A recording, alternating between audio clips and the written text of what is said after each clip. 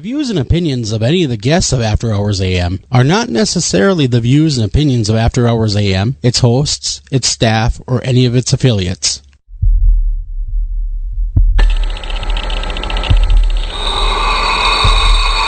Welcome to the After Hours program.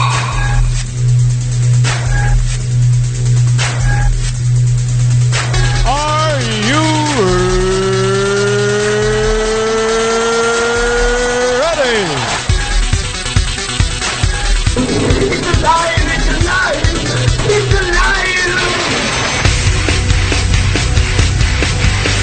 Now broadcasting live from the After Hours AM studio, Joel Sturgis and Eric Olsen.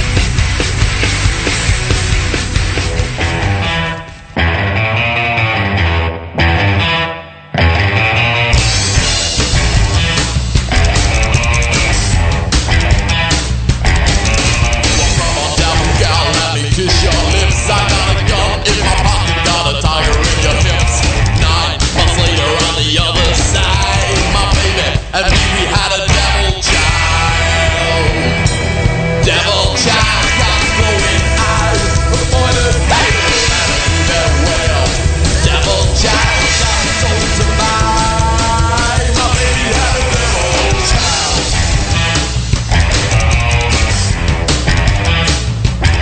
She got horns on her head and a head on fire. Demon seed at night, through the wish of his eye. A dead child of guns, blood, a favorite drink. A charge to the devil card. Devil child. Good evening, everybody. Welcome to this edition of After Hours AM. I'm your host, Joel Sturgis. Right along with me, as always, Eric Olsen. the dynamic duel of the paranormal. That's our new name. I guess I was just hit with that just minutes before showtime. You guys should be called. Did someone strike you over the head with it? Or what? They just said, hey, I got a good name for you guys. The dynamic duel of the paranormal. They bludgeoned you. They did. They bludgeoned me. Sometimes they come up, with some pretty good ones, except for that one true crime one where it's so unwieldy. I don't think anybody could have said that one. But, we are happy to be here again. We got great guests on tap. Kristy Robinett will be here with us tonight, and we're going to be talking all about her new book, Messages from a Wonderful Afterlife. Signs loved ones are sending from the beyond, meaning us, that they're trying to contact us. So she will be on the top of next hour. That'd be a lot of fun. We haven't talked to her in a while. Last time we talked to her, she's co-piloting with Edgar Allan Poe, remember? I believe me, I remember it so well. I do as well. Inside scoop on his true personality and what he's been up to since he, croaked. Since he bit the big one. Yeah. That was really interesting. And I had talked to her once before that, even when her TV show, which was, I'm telling you, it was riveting. You don't really normally see the paranormal on Investigation Discovery. No, not and this generally. was one of the first shows I ever watched on Investigation Discovery. And it was called, what was that called? I got to find it now. Where are you? Well, I will find it. I know it's here somewhere. I do remember the show, though. I remember we talked about that show, and we'll touch on it, of course, again during this interview. Here it is. Sorry. Restless Souls. Yeah, it was a great show. I remember watching the All screeners. about her. Yeah, very, very interesting stuff. Helping to find a killer.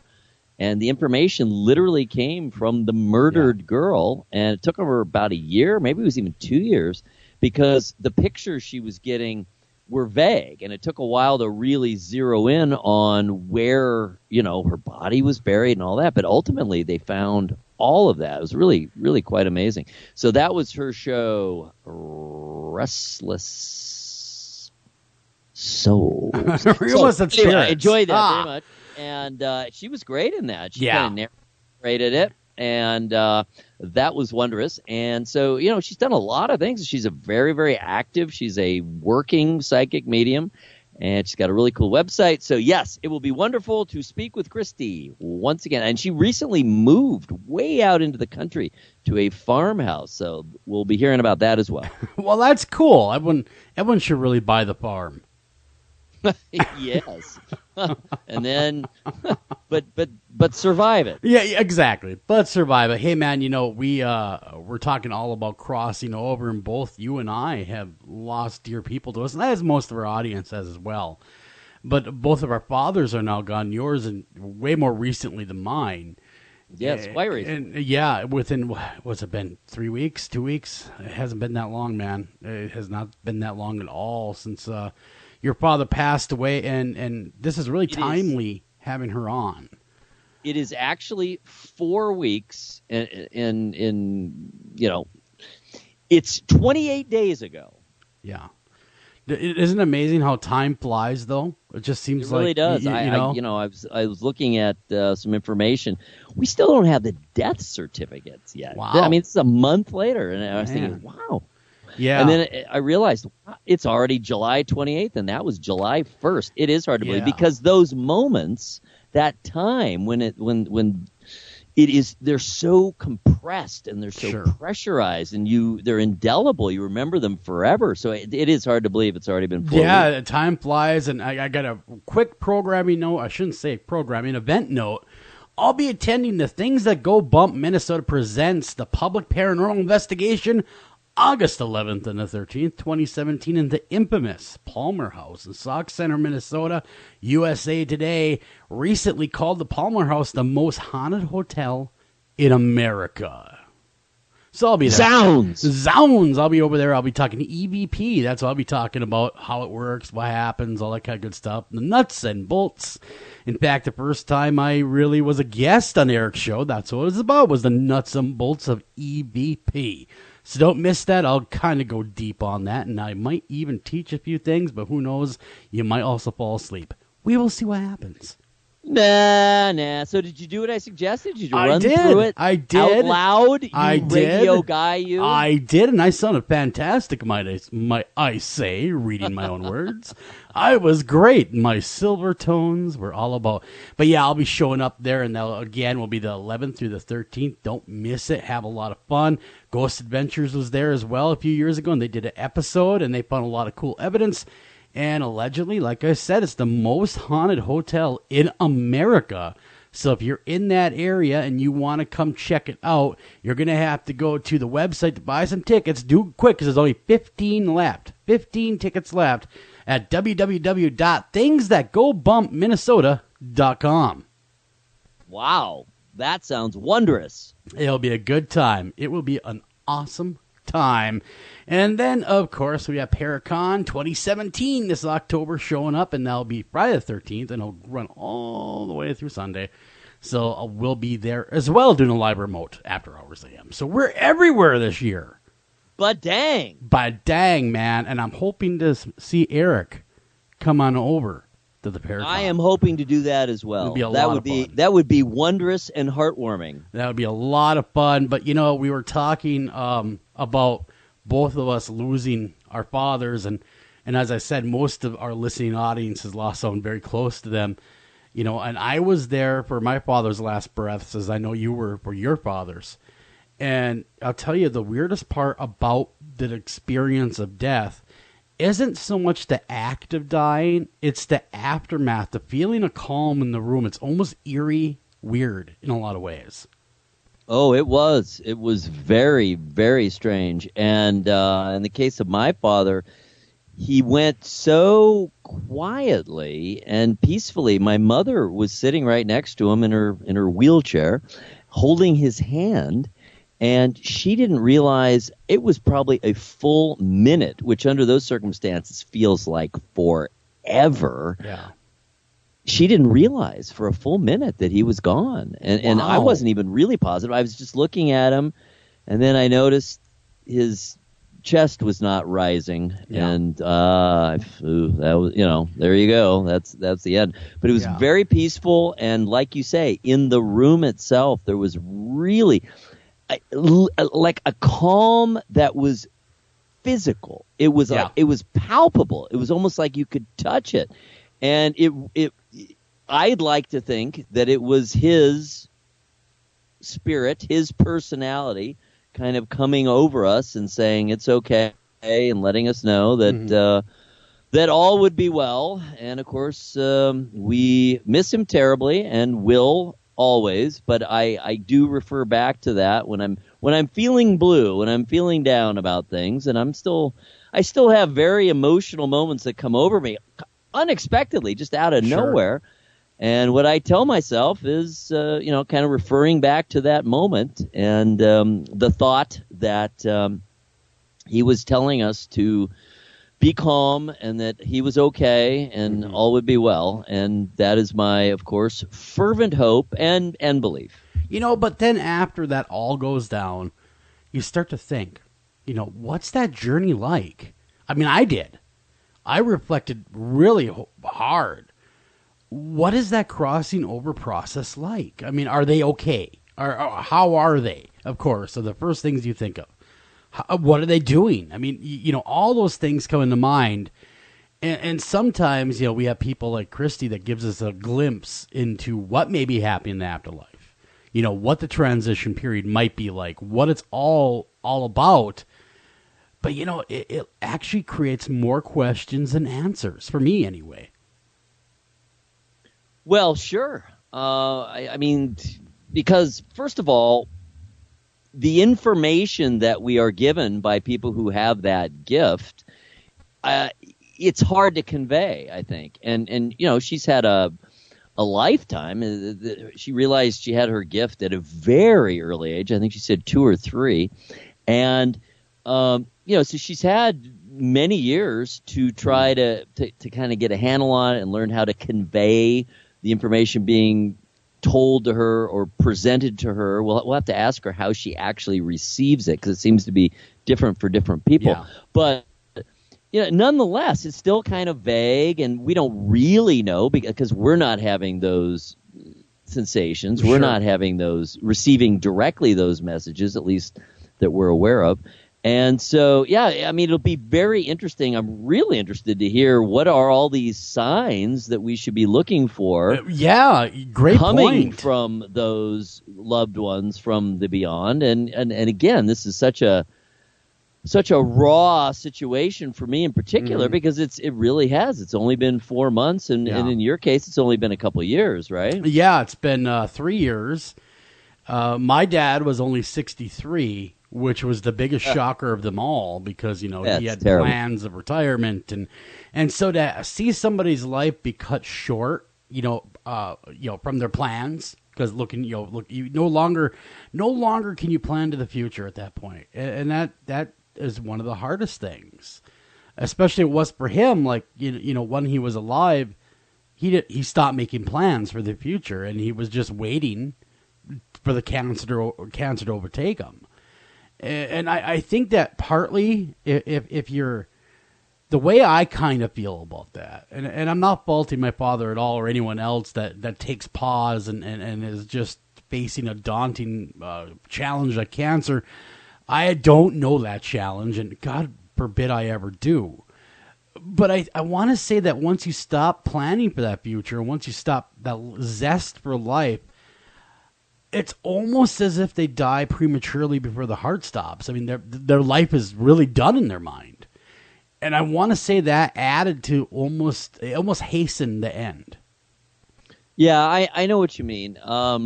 My younger kids, when they're feeling more down about things, or even possibly even a little bit feeling sorry for themselves, which, you can't blame them. They're 13 and 17, and they lost their beloved grandfather, and their grandmother had a stroke 2 years ago. So, it's been hard. These are my parents. They lived literally right down the street from us. We saw them almost every day. Certainly frequently. They were very much a part of our lives. So anyway, what my daughter in particular has said is, well, yes, I mean, we know that he finally, moved on a month ago, 4 weeks ago, but it had seemed like he was sort of slipping away for some time before that. And there's truth to that. And I don't think my dad ever really gave up. I never heard him even talk about giving in or truly being the end till 2 days before. Yeah. So, I mean, he held out till the bitter end in terms of being hopeful, being optimistic, looking to the future. He was sure still thinking about my mother, concerned about her, wanted to make sure she was going to be well taken care of and all that. And, but even he, this great optimist with 2 days to go, realized, I this is it. I've overcome a lot. I've come back from a lot. It doesn't look like I'm going to come back from this one. Yeah, and there's that realization, you mean that they all have. And let me tell you, though, after my dad died, I would say about 6 months after he died, a lot of our good friends that we've interviewed there that happen to be psychic mediums offered readings. And I'll tell you what, the opposite happened to me that I thought would happen. It enraged me. It actually made me mad. Yeah. For whatever reason, I don't know why, because these are just nice people that have been our friends for years. We had them on air, offering a little bit of their time so I'd have a little more closure. But the opposite happened. I got mad. And I started going, well, wait a second. How the hell do you know what he's doing? How the hell do you come to me and try to tell me how I should be feeling? It almost feels, because, again, I know exactly what you're saying because it is still so raw. It almost feels like a violation. Yeah. Yeah, it really does. And but since then, man, I've had the classic departure visit. I had that happen to me, which was really cool. I didn't know what was going on. It was actually in my dream. It was so vivid, though. Now, when you have a departure visit dream, it is completely different than any other dream you've ever had. It is so vivid because you, and this is what I think, you and your departed loved one are actually communing on a spiritual level. You're talking. You're saying your goodbyes. And I remember when that happened to me, man, I sat bolt upright in bed like, what the hell was that? How long was that after? It was about 4 months afterwards. Huh. And I want to say that there's when it comes to the departure visit, my own experience, I think that there's a cooling off period for everybody. Even the people involved that are crossing over, where we all kind of get our bearings. I don't think that we're allowed to have that crossing over by and large, unless I'm wrong. In my case, is special. I got the real feeling that it had to be like when the time was right and there was some acceptance of the death. And that's when I had my visit, and that makes sense. It was completely unexpected. I was I was sleeping, but I remember vividly looking back and seeing my own body. That's why last night we were talking about out of body experiences last night. But whoa, I had something similar, nothing like you did or anyone else did medically, but mine was more like, here I am standing here BSing with my father about, everything under the sun, like it was like that last visit. And it was just so nonchalantly, he's saying, I understand I'm gone. I understand that I have passed on, but believe me, I'm no longer in pain. I'm no longer suffering. My battle's over. And it's really a wonderful thing. And he just reassured me that funerals and grieving, they're for the living. They're not for the dead. Right. The dead don't give really a whole lot of thought to that because they're in such bliss. They're finally free of the restraints that we've had here on Earth. That they're truly they're really living their existence to its full capacity. Well, I believe that, and that's part of what I use to reassure myself and to try to deal with the grief, because you're right. It is about the living, and we miss them, and that's the problem. The problem is that we miss them. We want them to be here, and we don't want to have to go through the rest of our lives without those people being with us. But we do. We have to. So, we do look for signs. We do look for things, and I'm sure that made a huge difference to you to have that conversation. Well, it was a blessing, but a curse. It was like it kicked off the grieving all over again. Oh. You know what I mean? Like, that longing for what you lost momentarily comes back. And Eric, let me tell you, and like anyone will tell you that's listening, that's lost someone, grieving, as you know, is it's like an ocean. It comes in waves on the shore. Oh, yeah, it sure does. And, you know, I was not expecting that. I didn't know how to handle it. I really wasn't prepared for the grieving process. You know, I really wasn't in my mindset, because to me, he was going to beat this cancer no matter what. And so I didn't have to worry about grieving, because he was going to beat it. But then the reality struck, and I was not ready for that process. Oh, my Lord, my friend, when you talk about waves coming, I'm right there with you, my friend. It is a very hard ride, but it does get better. It really does get better. It does smoothen out, but it never goes totally away, but it does smoothen out quite a bit.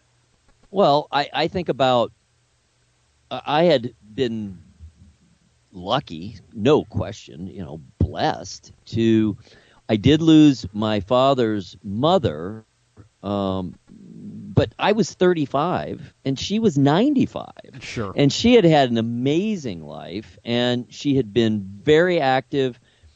Her mind was very, very good until about a year before. So by the time it finally happened, everyone was kind of ready, you know. Yeah. But prior to that, you had to go all the way back. I was 17 years old when my mother's mother died, and Sure.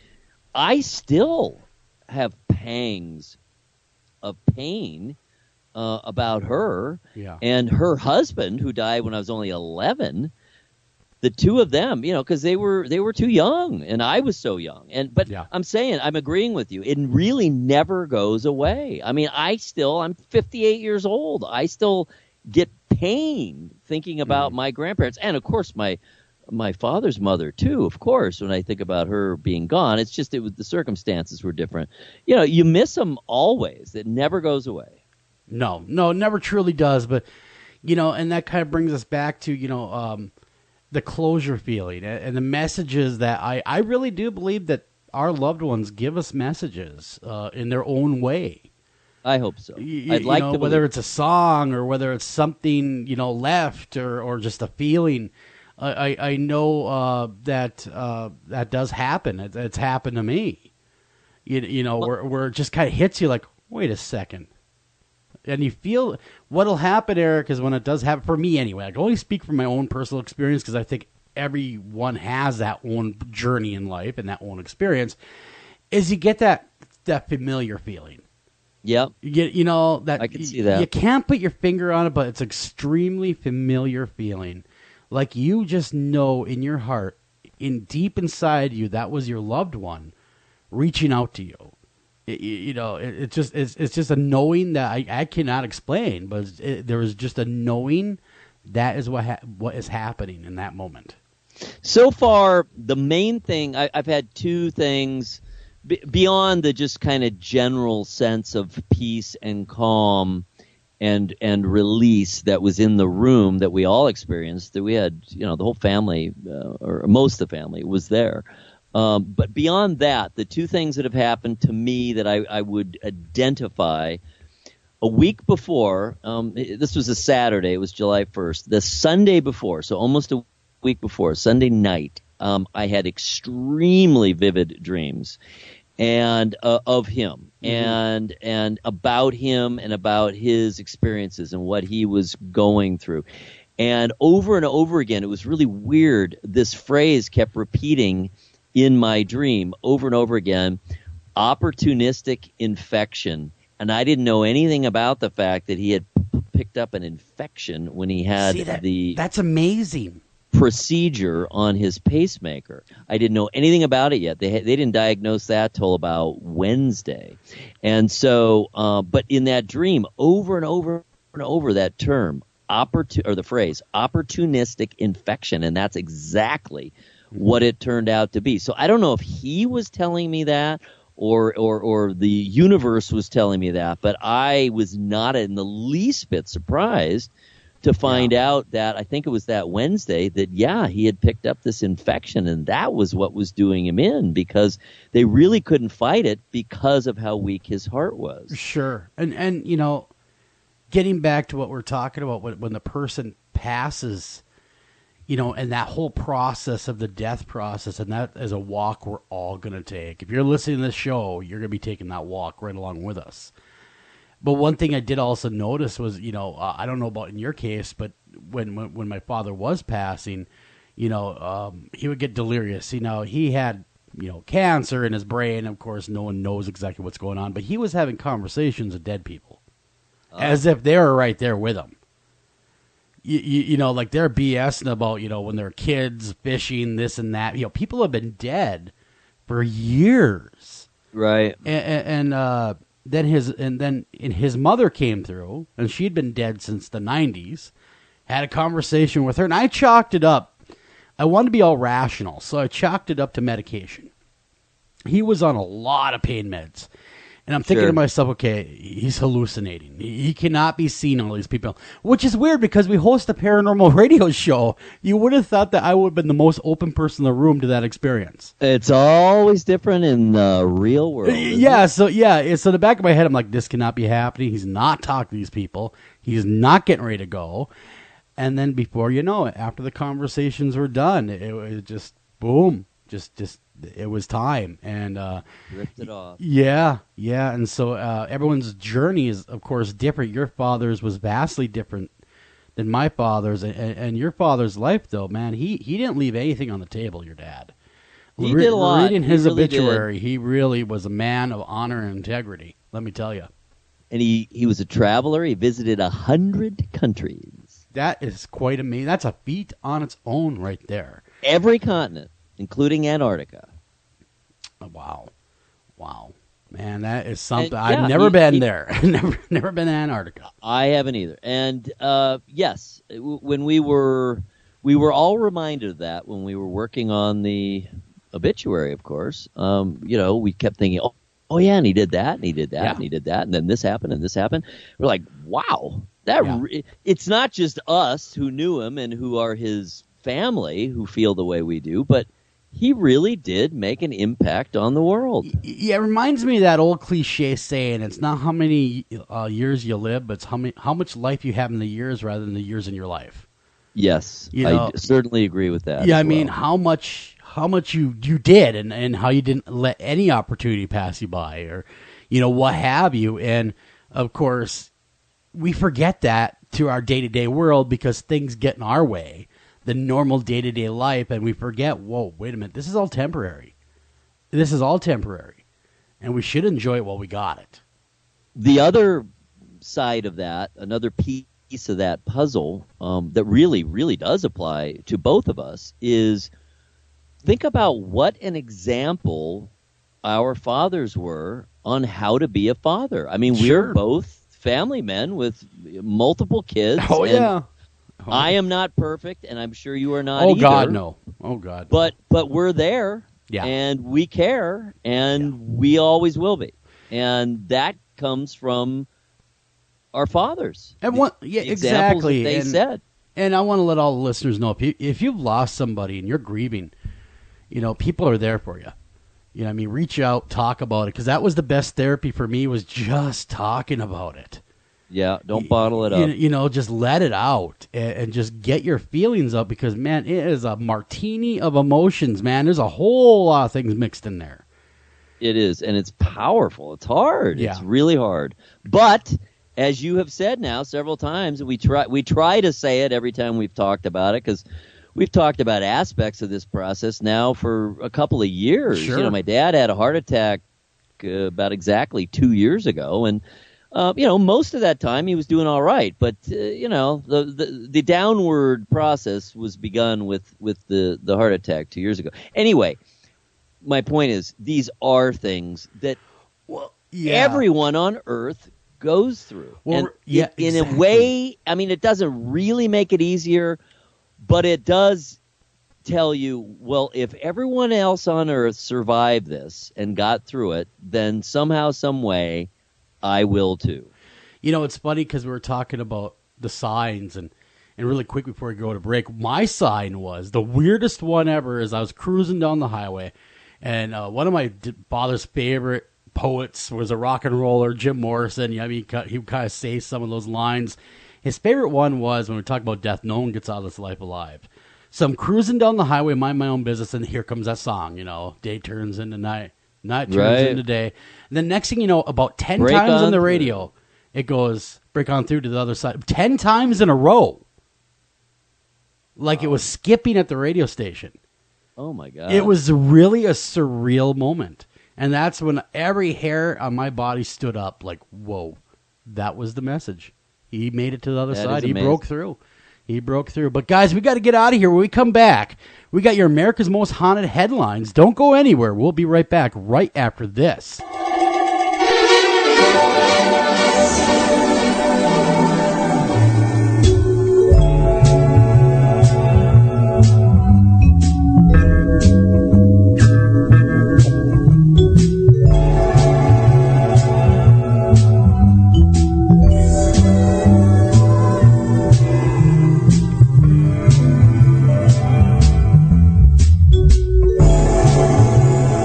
Hey, you're listening to After Hours AM, and if you're listening to us via podcast, make sure you like us, follow us, review us, tell your friends about us, tell grandma about us, and keep listening. This is Jen McGowan, founder of Wayward Souls Promotions, a company dedicated to helping individuals, teams, radio shows, and others that are seeking exposure for their individual events, conventions, and shows. We offer a wide variety of advertising, such as web-based article, social media posts, podcast advertisement, and so on. Contact us at paranormalpromotion@gmail.com, visit us on Facebook at Wayward Souls Promotions, and visit our website at www.waywardsoulspromotions.com. It's Thursday night, and you're grabbing drinks with some friends. Started off with a pitcher for the table, which quickly becomes two. There's pool. And there's the photo booth. All right, everybody squeeze in. Say cheese! Followed naturally by an order of wings. And another. Can we get some extra ranch sauce?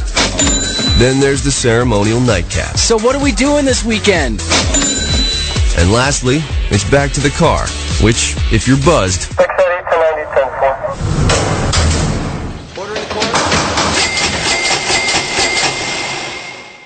could be the most expensive night of your life.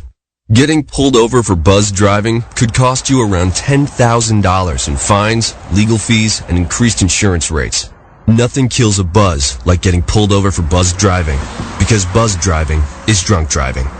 Brought to you by the National Highway Traffic Safety Administration and the Ad Council. Hey everybody, this is Joel Sturgis, and did you know that After Hours AM and America's Most Haunted have a great new website out there? You're going to want to visit America's-Most-Haunted.com. There you can get all the new content from all the writers for America's Most Haunted, as well as the great haunted headlines everybody loves each and every week, as well as catch After Hours AM live right there, along with podcasts, past shows, and get to know your hosts, as well as contact us all in one stop. You're going to love it. You're not going to want to go anywhere else. So come to America's-Most-Haunted.com today. You're listening to After Hours AM. Do you have a question for the guests or even the host? That's really easy. Go ahead and email those questions to afterhoursam@gmail.com. Are you feeling like picking up the phone and being part of the show? Call us at 612-326-6874, 612-326-6874. Come be part of the madness.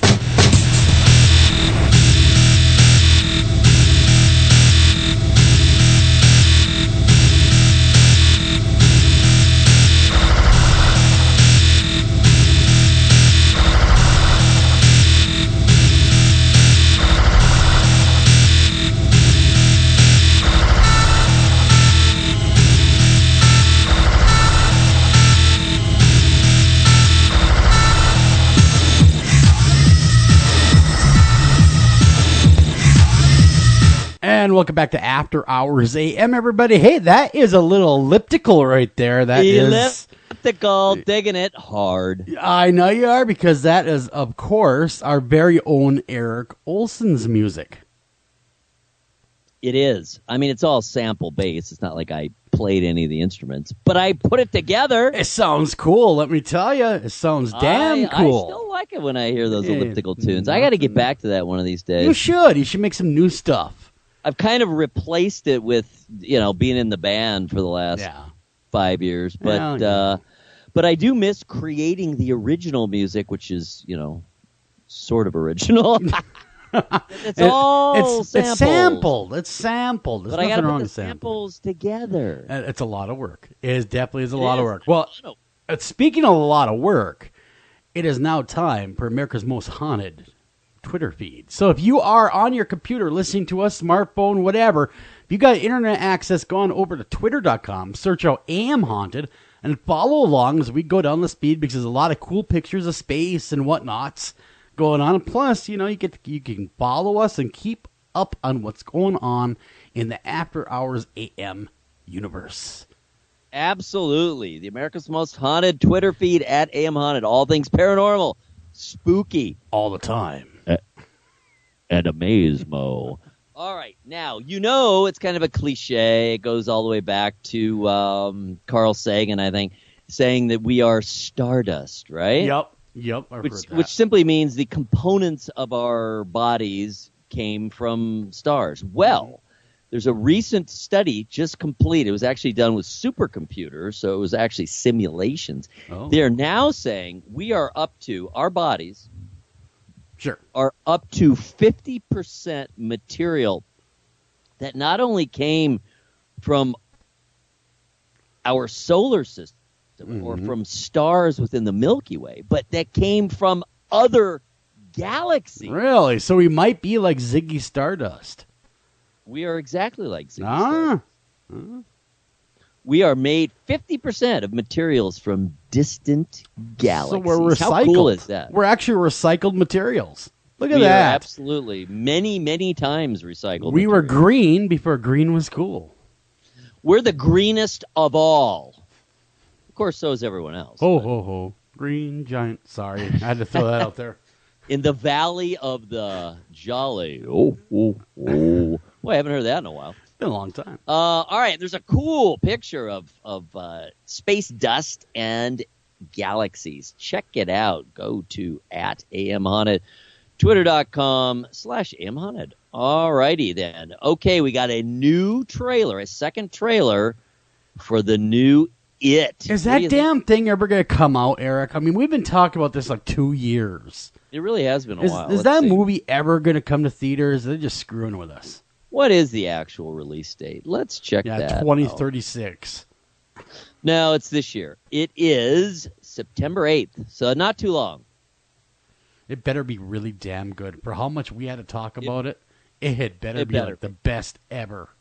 It better be. Yeah. And get of the kids, who are the what are they called? The losers, whatever they are, the club. Yeah. One of them, I think you'll recognize him, is from Stranger Things. Really? Okay. Oh, by the way, I saw the trailer for Stranger Things. That looks ripping too, huh? Looking pretty damn good. I can't wait. October can't come quick enough. It'll be good stuff. All right. Well, early September, we will have the new It, which really does look pretty damn scary, I gotta say. You know what? Tim Curry, though, played the original It to a T.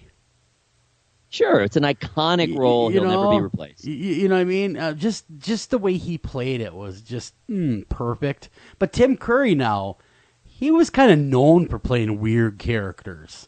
Come on, he was in Rocky Horror Picture Show, which is a great film, don't get me wrong.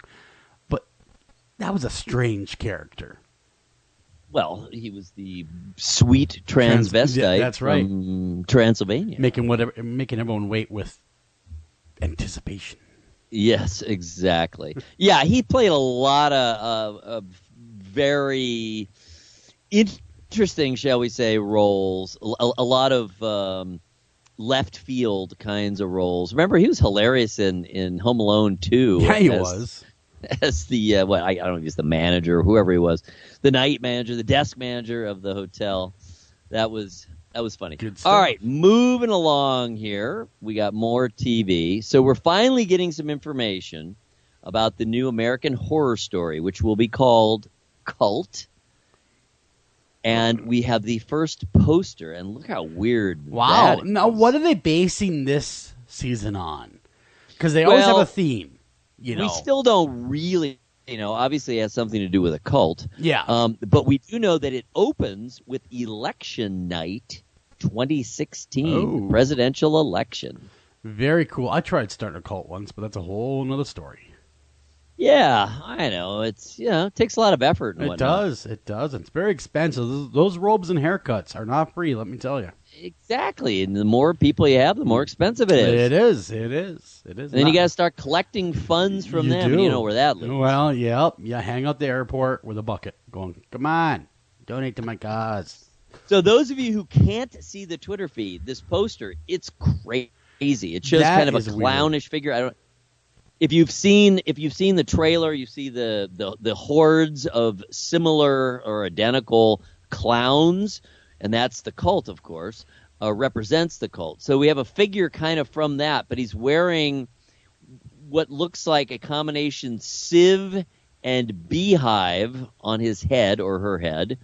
And there's honey dripping from it, and there's bees surrounding it. It is a weird picture. That is an odd picture. Now, if only Pennywise was in the cult, then you'd have something. Then you would have ratings gold, my friend. It would be called a crossover.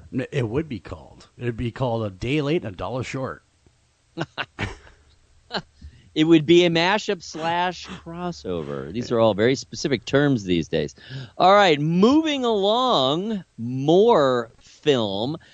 How you feeling about the? Have you seen the trailers? I you looked have. at the material for the new Dark Tower film. I cannot wait to see. See, now I was a fan of the books, Dark Tower books back in the day, and I read them all, loved them. Really, really great. I'm a little nervous, really, to be honest with you, that they're not going to be as true to the books as they should be. So far, I've heard good reviews. People that have seen it, they're in the know, that have got early screenings of it.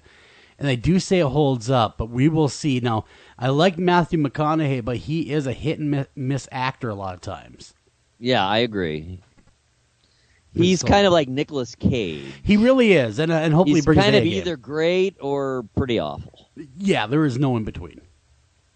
There's no 5-star with this guy. And he's the bad guy in this one. Yeah, he is. All I can remember, you know what? Every time I see that guy, all I can say to myself is, "All right, all right, all right." Well, this will be a very different role, I believe. I do. And I sure hope so. I don't want him hanging outside of a pool hall going, "Yep, you know what the great part about high school girls are? They stay the that was the a while same ago. age. That's 20-plus I years get ago. older and they stay the same age." Yeah, that was his first. That's kind of his breakthrough role. It was. So I do see now that there's another Ash and versus the Evil Dead. Oh yeah, another series. Now we had those guys on the cast on last year. I'd love to have them back on at some point. Oh yeah. But this time we gotta get Bruce on with them. Come on, we gotta get Bruce.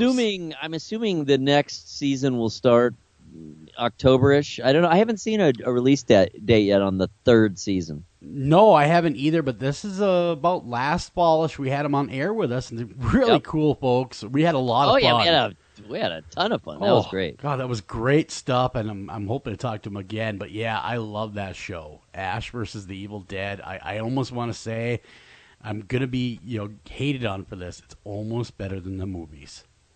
I gotta agree with you because first of all, the production quality values are so much higher. Yeah, it's both even gorier.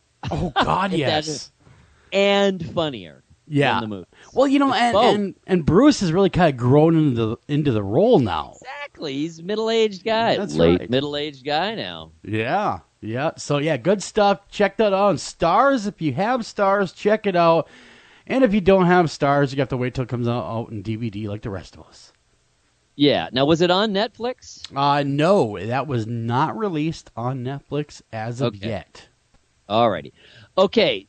Speaking of Ash versus the Evil Dead, as you mentioned, there will be it hasn't happened yet. There will be a brand new Ash versus the Evil Dead maze at Halloween Horror Nights at both Universal Studios Hollywood and Universal Orlando Resort. Wow, so both like Halloween Horror Nights will have Ash versus the Evil Dead maze. And the trailer for that maze looks really scary and freaky and trippy. So you guys got to check that out. Yeah, it's going to be cool. And I'm looking down here, and what is that in that thing's mouth? Or is that a flower planter?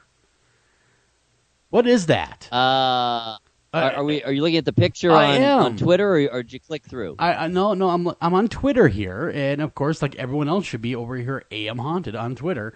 And it shows a very stylish flower pot, but it looks like it's called a witch's well. Huh. Oh, I see. Yeah, okay. honoring hundreds of witches burned at the stake between the 15th and 18th centuries.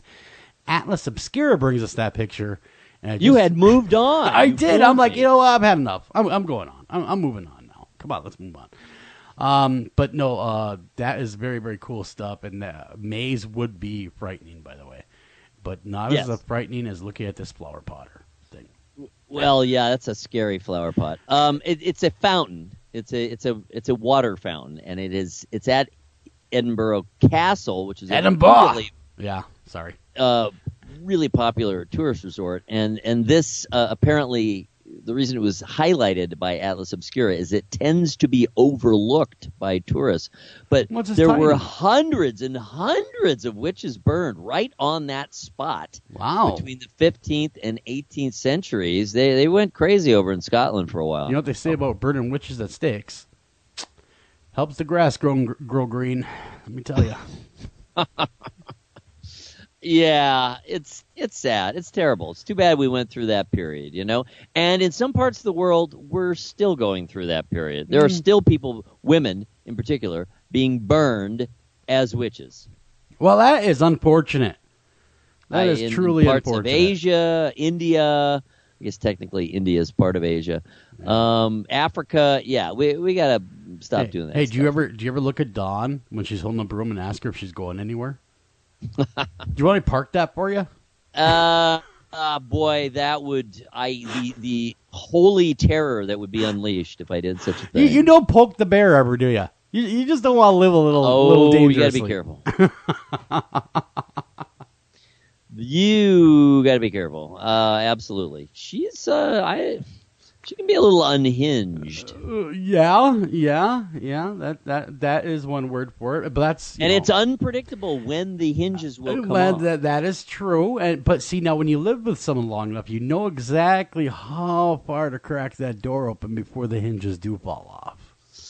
I wish I could say that, but I've been caught off guard from time to time. Well, that's to keep you on your toes. So now it looks like they're doing another remake film over here. Oh, of course, always. Have you seen the original Dementia 13? That was Francis Ford Coppola's first movie. Yeah, that was many moons ago. So they're remaking it, right? They're early 60s. He actually made it. He directed it for Roger Corman. It was a Roger Corman production. Really? I did not know that. So now who is the one doing the actual production this time? Obviously, it's not Francis. It is not Francis. No. It's an update. They're saying it's a modernization. Et cetera, et cetera. Looks creepy. Let's get the info on Dementia.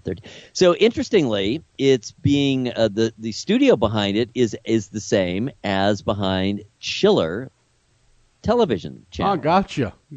So they now have a film division called Chiller Films. Makes sense. And the film will be in theaters October 6th, VOD, digital HD October 10th. Some ghosts you can't get rid of. Other ghosts want to get rid of you. The director is Richard LeMay. I have to admit, I haven't really heard of any of the actors, but that doesn't mean much. No. And it was written by Dan DiFilippo and Justin Smith. So it looks like it's an upgrade, certainly, because I know the original, because I was reading about it, was made for $30,000, which even in the early 60s wasn't very much for a movie. No, that's dirt cheap, man. Dirt cheap production costs right there. That's what it's all about, though. So I'm sure this one will be higher quality in terms of... Well, look at Night of the Living Dead. I think they spent like $60,000 or $70,000 on that film. It's grossed billions of dollars. Oh, I know. But it of course, much. Right. they kind of lost the whole money when it went public domain. But hey, it still is grossing a lot of money. Even to this day, you can go to all those midnight screening type movie houses, and what's always playing? Night of the Living Dead, mainly because they don't have to pay anybody. It's public domain. So you're Exactly. always going to find that playing somewhere. You are absolutely right. And it's always going to be readily available on DVD. I don't know. Is it on? Has it ever been put out on Blu-ray? I don't know. Yeah. Yeah, because I have it. Okay. I have the Blu-ray. I knew you would. I think it was like the 68, so it was something anniversary. I think it's the 50th anniversary edition, if I pull it out. Edition on Blu-ray, and with all the cool behind-the-scenes stuff. You know, I was really bummed when George died, by the way. It really ruined my day. And I had a chance to actually interview George more than once, and he was always an interesting interview. Always. He just said what was on his mind. He's an intelligent guy. Very intelligent guy, and really, he knew how to make films. It was just social a shame. analyst. Yep, just a shame he wasn't given more of a due in the horror community in a lot of ways, because, you know, he is the founder and creator of the modern zombie. I think by now he's pretty well. I think we have arrived at the point where people recognize his contributions, but it took a while. It took a very long time, and so anyhow, getting off that soapbox, that's your zombie lore history of the day. I know it. You know, you gotta have and one of that's those. Important stuff. It is very important stuff. What's next on the old agenda at the Yay Old Twitter feed? Look at that image. That is one heck of an image, and that comes from a collection of the year's best science photos. But look it's a straight up shot of the Aurora Borealis in Siberia. Look at the colors of that. Man, that looks like it looks like you're on an acid trip if you look at it long enough. It sure does. Imagine seeing it in real life. Yeah, I'm waiting for Crimson and Clover to start playing in the back of my head. That would be an excellent companion piece to this photo. It would be. Now, I agree with you. And the photographer, Yulia Zulikova, really did a heck of a job. I don't think he or she, I'm not even sure which, won, but placed very highly in the competition. That is quite a shot. All right, moving along. Are you a James Dean fan? I am. In fact, I am looking at a picture of him in my studio right now. It's a picture of him, Elvis Presley, let's see, Marilyn Monroe and Humphrey Bogart, all in a cafe. It's a cafe. I've seen scene. that. Yep, I have that. Very famous. It's my little it's my muse for radio to remind myself to be cool, man. You gotta be cool. Well, certainly all those people were cool. There's no doubt about that. All right, so this tale has been told for years and years and years, but it has come back around. Was James Dean's car in which he was killed? He was called it affectionately the Little Bastard. Yep. What was it? A spider, right? Wasn't it called? Yes, it was. It was. Look at that tiny little thing. Just Again, teeny you can see the picture. There's a picture of him gassing up. I think it was his last stop before the accident, gassing up at the gas station before he took off in the Little Bastard and was killed. So the question is, was that car cursed? Yeah. I mean, I think it was. You know, I mean, think about what happened to him in that Little Bastard. But then again, he was driving really fast. He was. There's other aspects to the story, not just his death. And This is over on Backpackerverse, which has become a completely paranormal haunting-related website. Very cool. Doesn't seem to have a whole lot to do with backpacking anymore. No, but it's all about ghosts. You know, he did. He actually died at the junction, State Highway Route 46. 41 and 46. Yep, exactly. He's 24 years old, and I'm looking for the kind of car that was. I should know it right off the top of my head. It was a Porsche. And his Porsche. Yep, it was a Porsche he died in. That's what he owned, according to Wikipedia. It was a Porsche 550. Spider. And man, according to this, it was literally hell on wheels. That thing would definitely fly. It's too bad James left us so young. Now, was he a better actor after he died? I mean, that's what happens a lot of times. That's what I've heard a few times. His movies are, they're all right recepted, but not totally, loved. But then he died, and everyone's like, "Oh my God, James Dean!" So, Well, much like Marilyn Monroe, you die young. She wasn't as young as he was, but die young, leave a beautiful corpse. Although you die in an accident like that, you're not going to leave a beautiful corpse. No, I don't think James is looking very good after that one. No, he was looking pretty bad. So anyway, interesting story on Backpackerverse about all of the trials and travails of that car and the things that would lead one to believe that it might have been cursed. Now, I have talked to investigators that have actually done some analysis with that car. And there's been some weird EMF readings. There's been some weird paranormal activity around that car. That and another one that actually was really a lot of paranormal activity is the Bonnie and Clyde car. Right. So, right. I mean, both of these iconic vehicles are alleged to be haunted. They might have something to do with it. There might be a curse with that vehicle. Who knows? But it's really I shouldn't say a great story, but what a tale. Yes. After the crash of the weird things, that car and the different people that have owned it. And, even though it was wrecked, the people that owned it.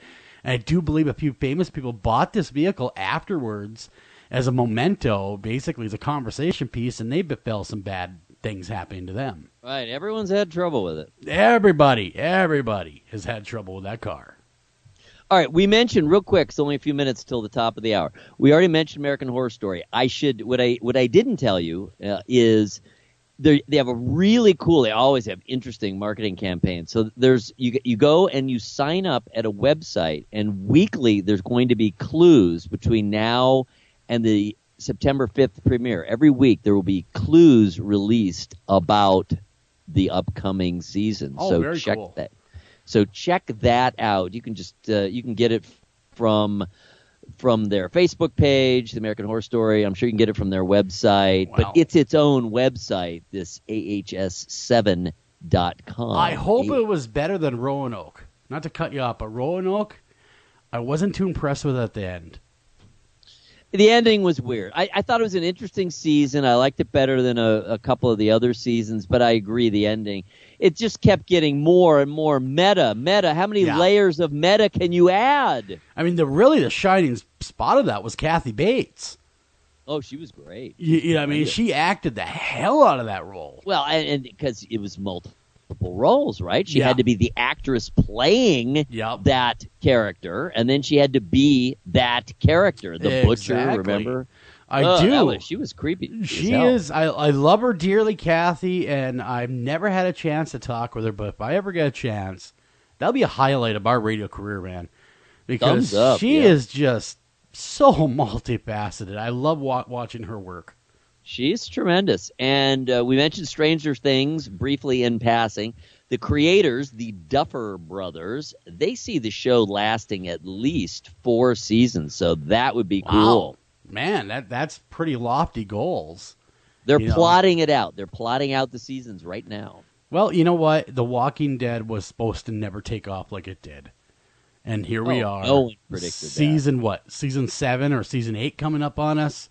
8, yeah. And that was never supposed to last. So we will see.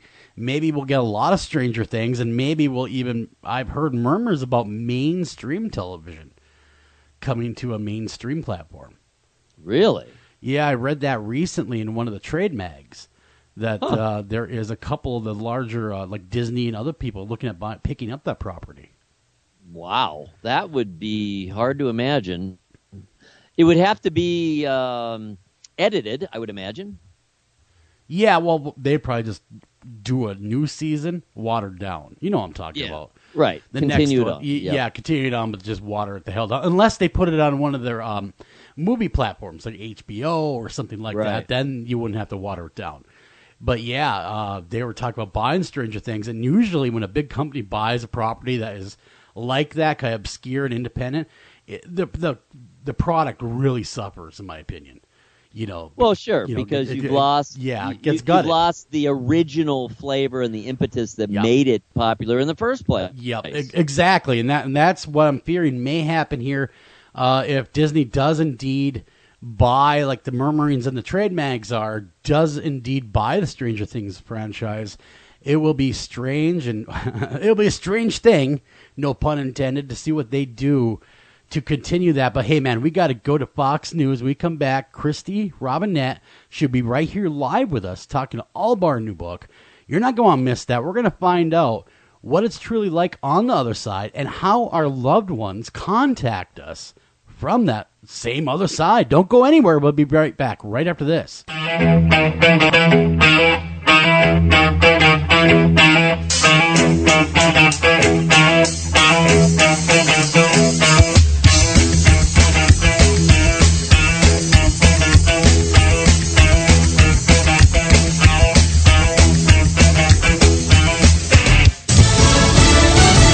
O.J. ticketed for freedom. I'm Jack Callahan, Fox News. O.J. Simpson will be a free man, possibly in a matter of weeks. A Nevada parole board voting to release him from prison, where he's been locked up for nearly 9 years for armed robbery in Las Vegas. It's now up to officials in Florida to okay O.J. Simpson's plan to head there after he gets out of prison. Supervision and his family support system will be crucial. Some of his children live in Florida. During the hearing, Simpson was asked what he would do upon release. Right now, I'm at a point in my life where all I want to do is spend time with as much time as I can with my children and my friends, and I'm not looking to be involved with the media. The earliest day he could get out is October 1st. Fox's Jessica Rosenthal. The new Fox News poll finds most Americans believe military action will be needed to put the brakes on North Korea's nuclear ambition. Fox's Gernal Scott live with details. Jack, 55% of voters tell Fox News it will take military force to end North Korea's nuclear weapons program. And no matter which demographic you look at,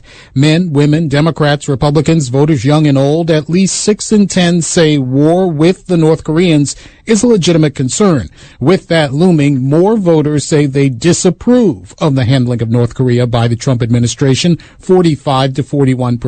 Still, healthcare, the economy, and concerns about America's future far outweigh North Korea here at home. Jack. Thanks, Gernal. The White House says President Trump has telephoned Senator John McCain with get well wishes.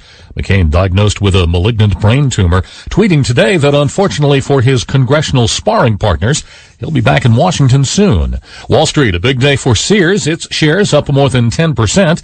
On news that it will sell its Kenmore appliances on Amazon and link its smart appliances with the Alexa digital assistant. Fox News, fair and balanced.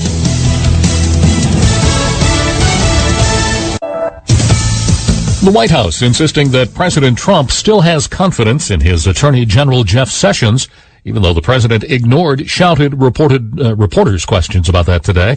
And despite critical comments from the boss in a New York Times interview, the Attorney General says he's staying. We love this job, we love this department, and I plan to continue to do so as long as that is appropriate. President's nominee to be the next FBI director passes his first confirmation test. Mr. Chairman, the votes are 20 yeas, no nays. The unanimous vote reports Mr. Ray to the floor for Senate action. Christopher Wray's nomination approved by the Senate's Judiciary Committee makes approval by the full Senate seem likely. But the future of the health care bill in the Senate still unclear. Republican senators say they're still not sure what they'll be voting on early next week. I have no idea whether it's going to be yet another version of the Senate bill. Or, Maine Republican Susan Collins says, a measure that would repeal the Affordable Care Act without a replacement. A revised Senate health care plan would increase the number of uninsured Americans by 22 million in 10 years, according to a new Congressional Budget Office estimate. But that bill already faces too much Republican opposition to advance. On Capitol Hill, Jared Halpern, Fox News. Another rock musician has apparently taken his own life. I tried so hard and got so far.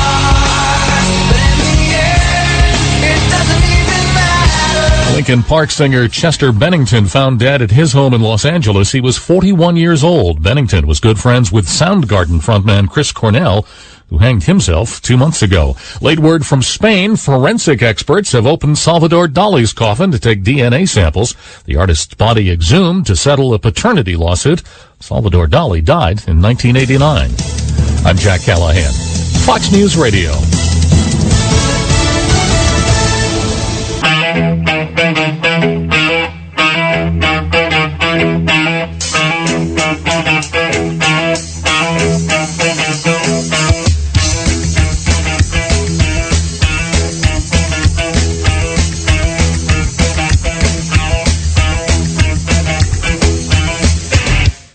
back to After Hours AM, everybody. I'm your host, Joel Sturgis, right along with me, Eric Olsen. Hey, Eric, man, we have a really special guest on tonight, and I'd like you to tell all the audience, because we have a lot of new audience since she was on the show last.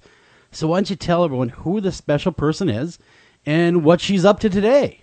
Yes, one of our favorite guests, psychic medium Kristy Robinett's new Messages from a Wonderful Afterlife expands on her previous book, It's a Wonderful Afterlife, wherein she shares more personal experiences and stories from clients of how our loved ones, including pets, are communicating from the other side.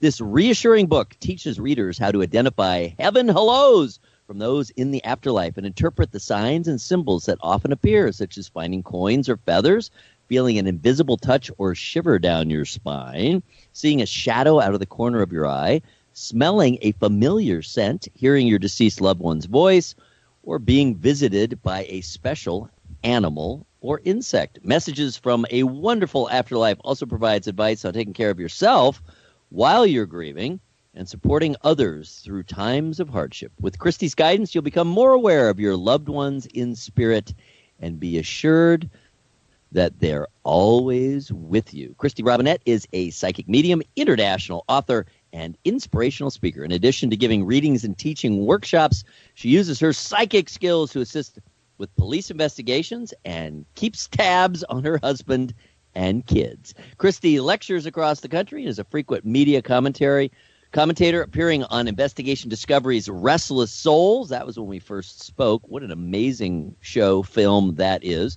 Fox News, ABC News, Coast to Coast, and more and more. She writes the A Happy Medium blog for the Pathos site. We've talked about that before.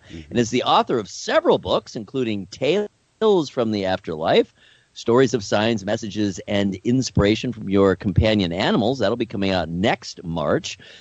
Of course, Messages from a Wonderful Afterlife, Signs Loved Ones Send from Beyond, It's a Wonderful Afterlife, Inspiring True Stories from a Psychic Medium, Forevermore, Guided by the Spirit of Edgar Allan Poe, Messenger Between Worlds, True Stories from a Psychic Medium, and Higher Intentions Oracle. Welcome to the program, Kristy Robinett. Thanks so much for having me. That needs to be shortened just a bit. So thank you for reading all of that. I think I fell asleep. I was starting to read your book some more. No, it's all fascinating and wondrous, and I did cut out half of it, so there. I know you did. Holy cow. Those are all wonderful accolades, though, Kristy, and you earned every one of them. And, you've been doing this. You've been helping a lot of people for a lot of years. And you've written a lot of great books, and, of course, one of the ones I like, It's a Wonderful Life. I like all of them. It's a Wonderful Life is a great one. Now, this is the follow-up to that, though. This feels like a follow-up. And so what inspired you to put pen to paper back to this subject matter? Because It's a Wonderful Afterlife was too long, so we pretty much said it's got to be a book 2 to it, if I'm going to be really honest with you. No, don't be honest.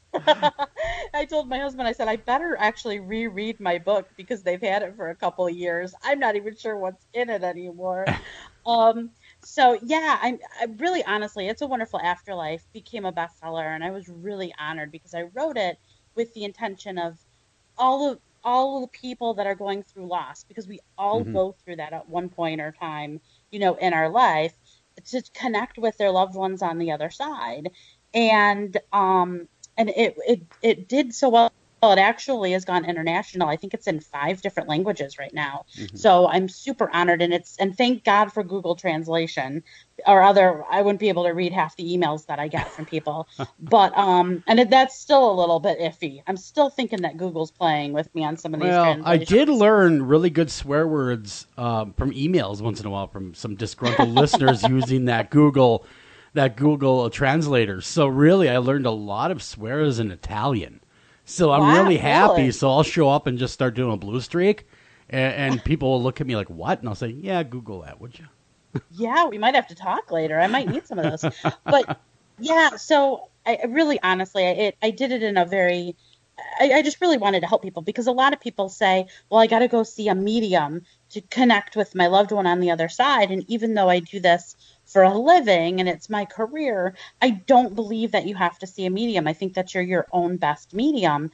And I wanted to teach people to make that connection. And the book two, I keep calling it the book two, just kind of delves into that just a bit deeper with more of, both of you have had losses. Yeah. And the stupid things that people say, you know, so in the book I even have, you know, don't say this, don't be that person, you know, to say that because it's not helpful.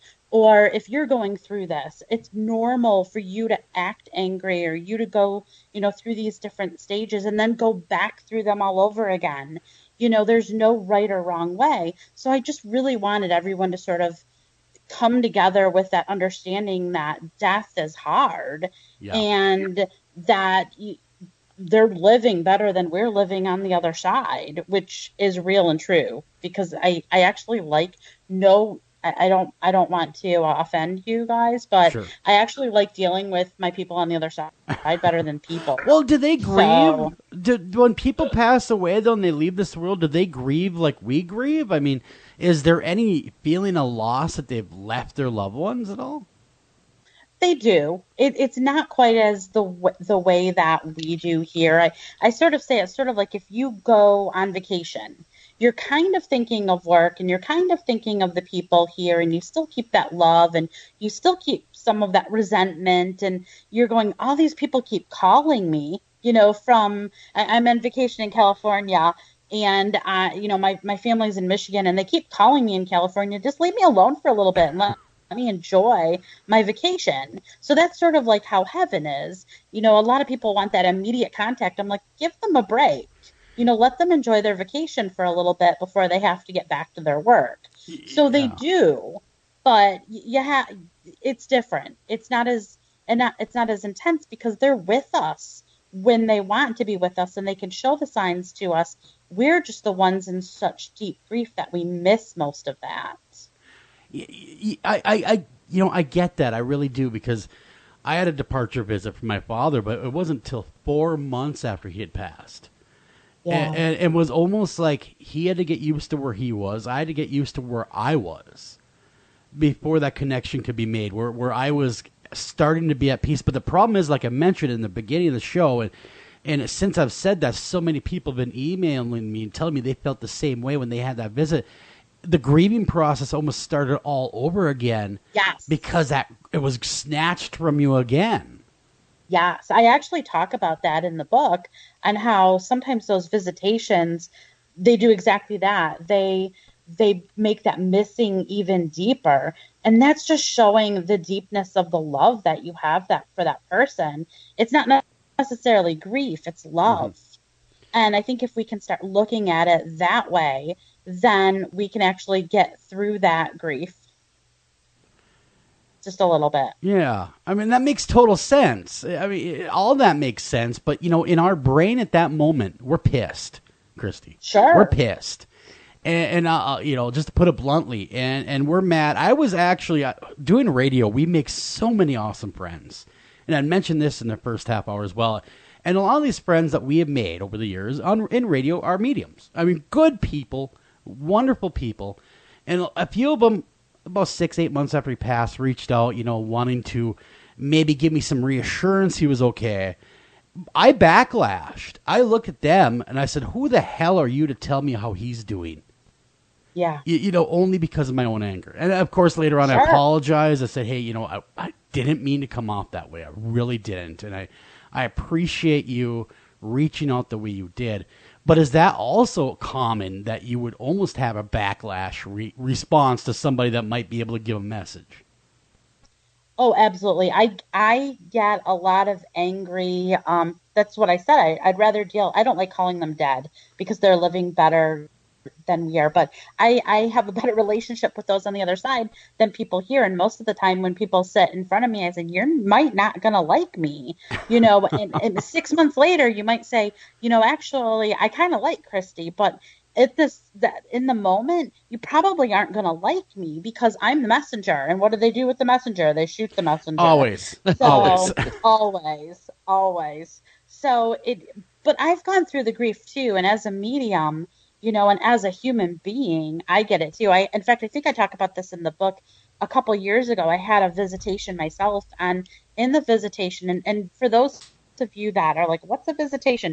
Visitations are dreams, but they're so vivid. Oh, I and know. like 10 years later, you can still see it and feel it and taste it, and like it's still so real. But I had this visitation that I came to this little small church. Now, I was raised Lutheran, so that is, part of my whole, subconscious mind as well. But I came to this little tiny like country church, and I opened, and I'm going to cry even telling about it. Isn't that weird? But I opened up the door, and in the church was every person that has passed away that I ever loved. Wow. And I had a ticket, and it said what seat I was supposed to be at. And as I go to take my seat, one of my loved ones comes up to me and says, "Nope, you're supposed to sit in the front row with us." Mm-hmm. And he took me and he sat me in the front row, and it was like a dusty wooden floor, and it was just wooden scrolled pews, and it was so, so intense. And I still remember I was in section N as in Nancy 9. Now, I never played that in bingo or in the lottery, but I maybe should have. But so they take me up, and I got to see my grandpa, who was like my best friend, and my mom, and all these people that I had loved. And before I could say anything to anybody, I woke up.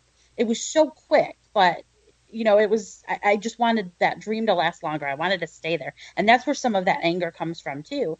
And I woke up thinking of all the passings I've had in my life and all that deep sadness.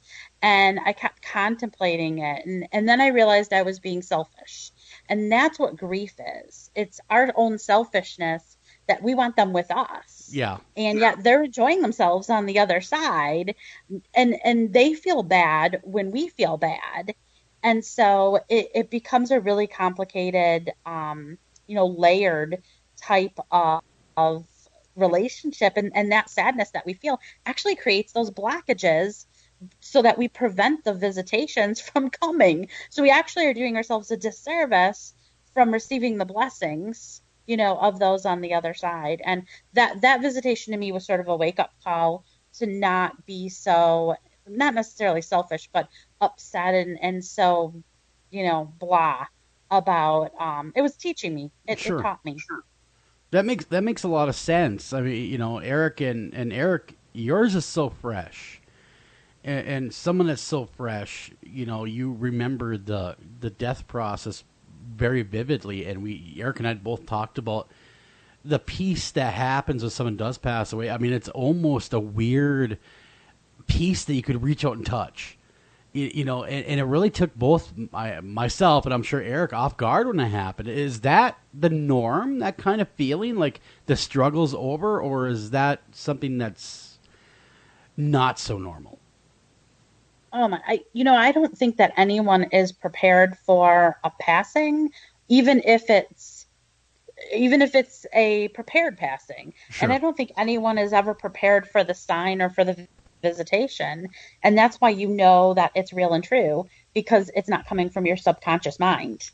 Yeah. So, if we're constantly thinking of a certain, person, and then we have that dream, and then we kind of go, I'm not so sure. Because I was thinking of that person. And we do that whole self-doubt all of the time. But yeah, Eric, it's only been like a month then, a couple of weeks. So I typically tell people not to get so frustrated if their loved one hasn't contacted them until give them 6 months. I call it the angel boot camp.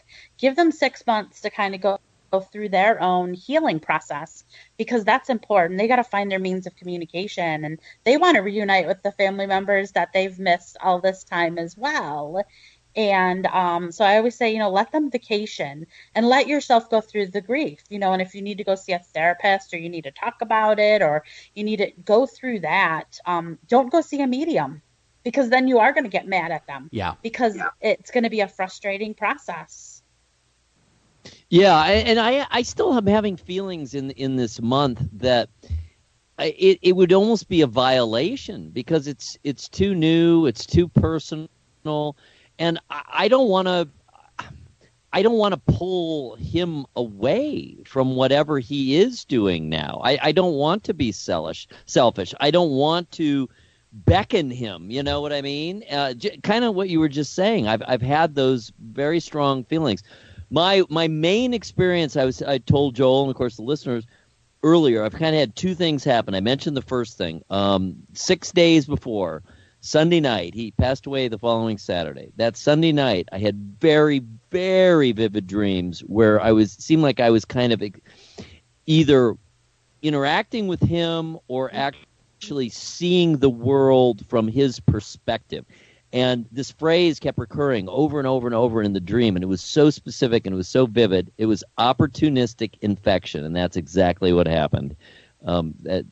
What happened to him, and we didn't know that till about midweek. That we didn't get the diagnosis that he had picked up an infection when he was having just a kind of a normal procedure done on his pacemaker, and so that's what it turned out to be. The other thing that happened, which I haven't mentioned yet, is beyond that very general sense of calm and peace, almost palpable, almost touchable in the room when it actually happened among us, among the family members. We were all looking at each other. I know we all felt it. That night, when I got home and went to bed, that night, it wasn't so much a dream, but the feeling as I was going to sleep was, you are really going to be okay. You will rise above this.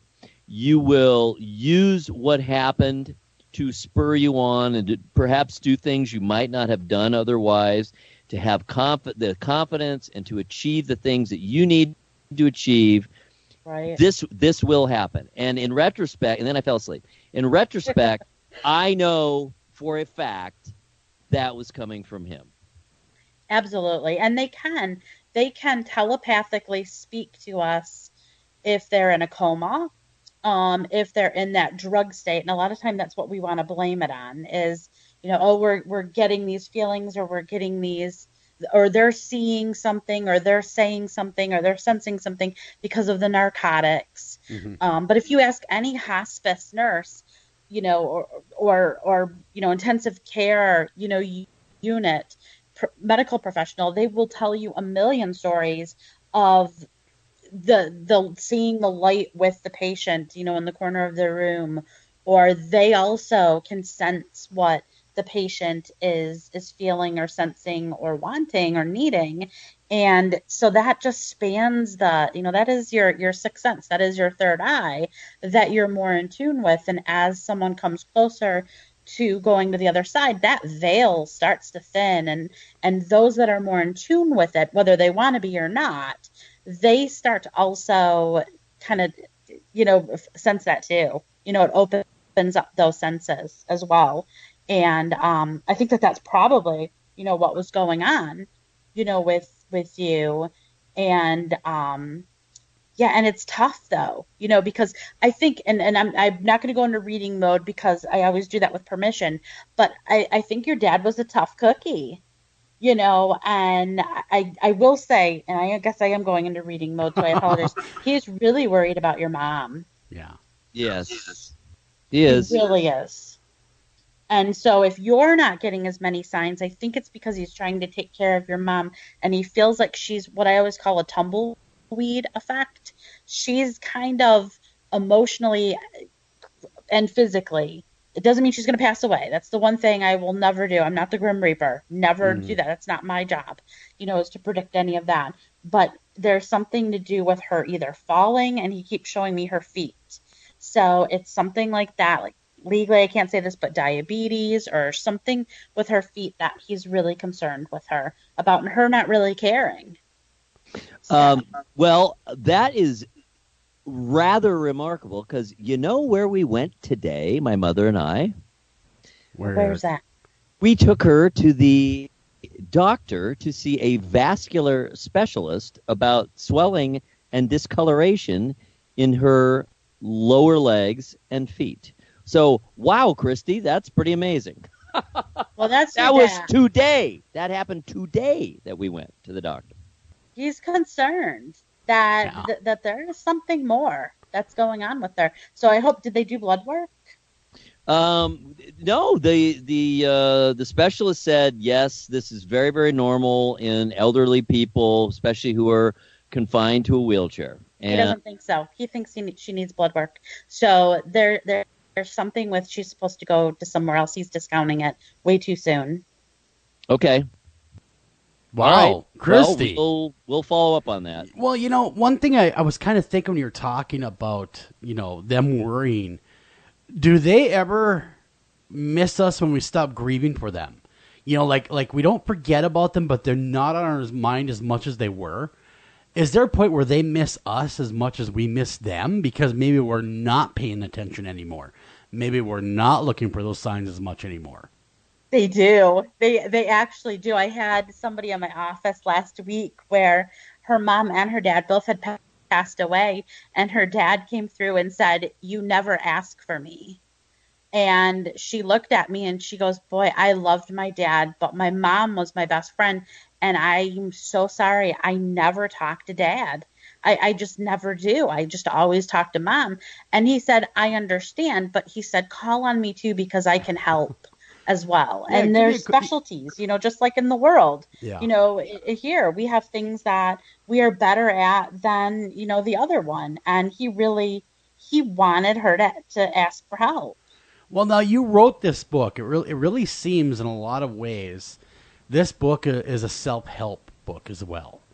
To self-help people better understand the process of the crossover, the process of the reaching out. That maybe we miss that all too often because, we want those big grandiose signs, like you can't mistake them. But it's oftentimes more subtle, little signs that come through. Small signs. And if you're not getting your sign, the best thing to do is to give them a sign. Say, This is the specific thing that I would like you to send me, so that there's no question that that's the sign that they're coming through with, because otherwise they're throwing you a cardinal and a penny and the smell of roses, and they're like, and you're still going, I don't know if that's grandma or if that's dad. Well, and you're like, oh my gosh. Now, do they experience another side when they are doing that? No one's paying attention. Do they experience frustration? Oh, for sure. Absolutely. And we don't change our personalities onto the other side. That's not our eye color or our skin color. That's our soul and our spirit is our personality. So when we go to the other side, if we were a patient person, we're still going to be a patient person. But if we are that, frustrated, easily type A personality, like then they're going to be like, seriously, I don't do well with stupid people, and you're driving me crazy, child. So, yeah.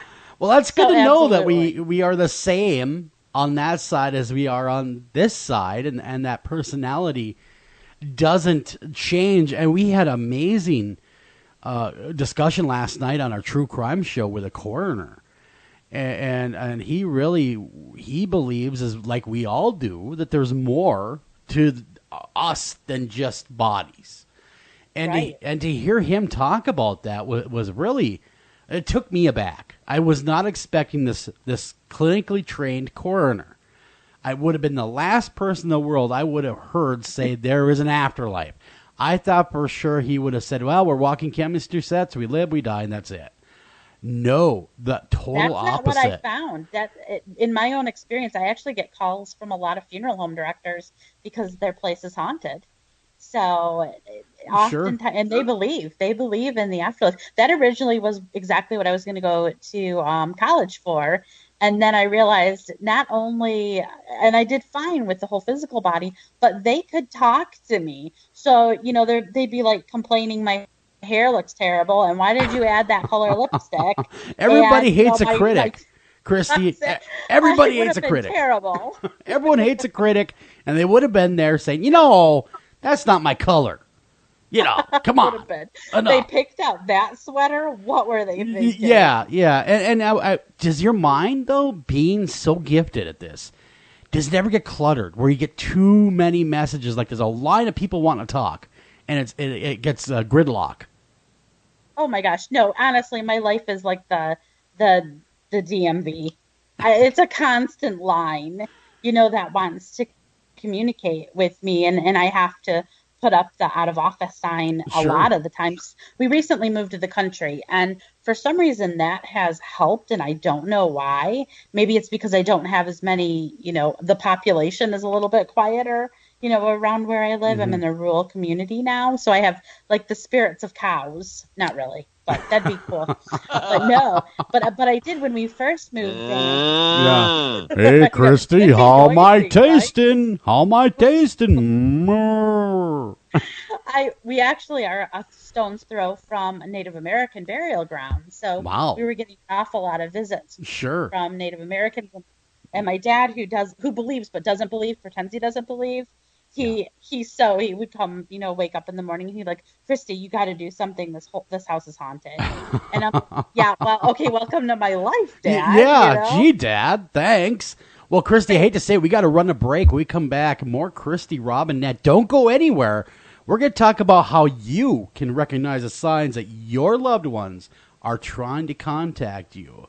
Don't go anywhere again. We'll be right back right after this.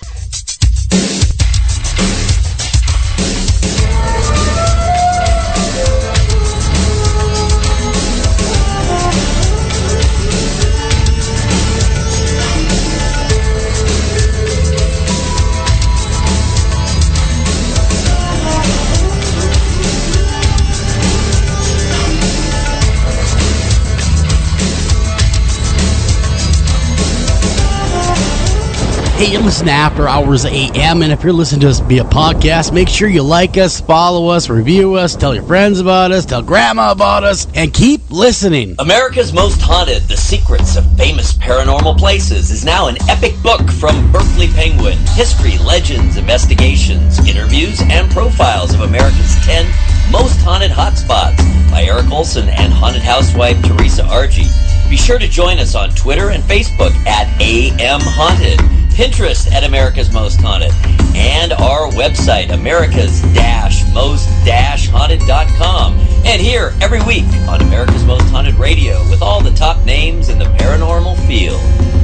This is Jen McGowan, founder of Wayward Souls Promotions, a company dedicated to helping individuals, teams, radio shows, and others that are seeking exposure for their individual events, conventions, and shows. We offer a wide variety of advertising, such as web-based article, social media posts, podcast advertisement, and so on. Contact us at paranormalpromotion@gmail.com, visit us on Facebook at Wayward Souls Promotions, and visit our website at www.waywardsoulspromotions.com. Hey, everybody, this is Joel Sturgis, and did you know that After Hours AM and America's Most Haunted have a great new website out there? You're going to want to visit America's-most-haunted.com. There you can get all the new content from all the writers for America's Most Haunted, as well as the great haunted headlines everybody loves each and every week, as well as catch After Hours AM live right there, along with podcasts, past shows, and get to know your hosts, as well as contact us all in one stop. You're going to love it. You're not going to want to go anywhere else. So come to America's-most-haunted.com today.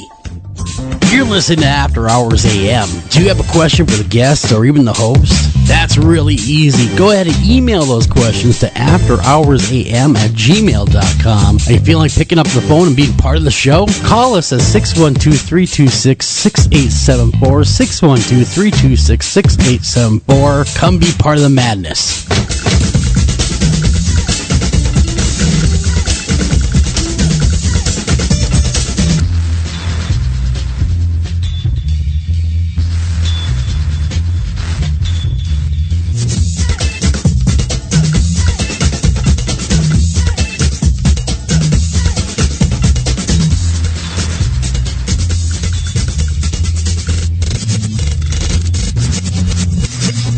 And welcome back to After Hours AM, everybody. I'm your host, Joel Sturgis, right along with me, Eric Olsen. And tonight, man, we have a great guest tonight, and it's just been an honor again talking to her. It's been too long. Kristy Robinett is on the show with us tonight, and she's kind of come up, man, with another blockbuster book. I'm loving it.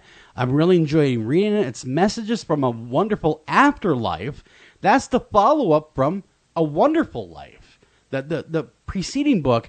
Now, this goes into really what everybody's thinking about, because it's the journey everyone will take at some point. A, either you're going to lose somebody, it's just part of life that you love, or B, you yourself will be crossing over, which we all will at one point. And the biggest question right now is just lighting up the scoreboard here is, how do we, Kristy, better recognize those signs when they are so darn subtle? Or, what's the best method of recognizing them? So this is going to sound just sort of common sense, but it's taking care of yourself. So if you're not taking care of yourself, you're not in tune with yourself and with your outer world. So it's raising your vibration. And that sounds so new agey, and I hate for it, to sound that way.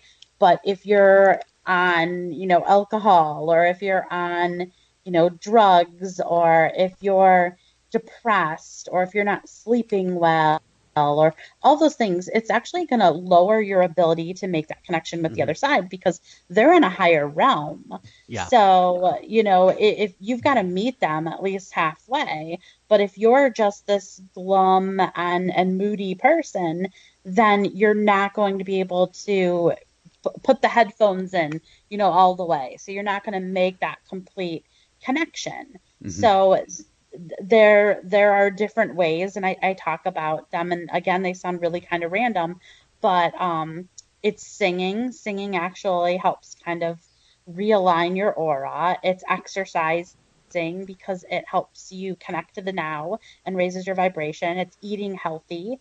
It is loving yourself. It's decluttering your life. It's sleeping, which a lot of people are like, well, I'm sleeping, but I'm taking 5 different sleeping medications. Sure. You're not really sleeping. You're really not. No, you're zonked out is what you are on meds. You're not actually actively dreaming when you're that. No. I used to take Ambien back in the day, because being a radio host, my mind's always going. Sure. And so, for a while there, you lay down and go to sleep, and then, you think of different things, or, you just had a great conversation. It's late night. You can't settle down. Well, Ambien, don't take it, folks. Number one, don't take that. No. It is a bad drug. All right. It's awful. Don't take that. I tried to jump out of a window at a hospital on Ambien. Seriously. And I would wake up, right, feeling like I had been drinking all night the night, be like the worst hangover I ever had. And it's like, oh my God. But yeah, if you are too medded up, which this culture is in love with our sleeping meds. We really are in America. And if you are allowing yourself to get over medicated, it's not going to work. I found that out because at the time of his passing, I was on Ambien. And that blocked, in my mind, blocked a lot of communication. It may have happened earlier. And I missed that opportunity. But that brings me to the next thing, is to making your connections, is to not hold on to the resentments and the regrets. Yeah. Because that also limits your ability, because you're kind of in that, oh, woe is me, mode. Surrounding yourself with positive people really help. And, relaxing. And again, that's really, really difficult. Sure. Practicing letting go, though, and being mindful of the now, because on the other side, they don't have the worries that we have. So they're not worried about, like a car payment, or how they're going to, make their mortgage, no, or what have you. They don't have all of those worries. They worry about us. They do. Yeah.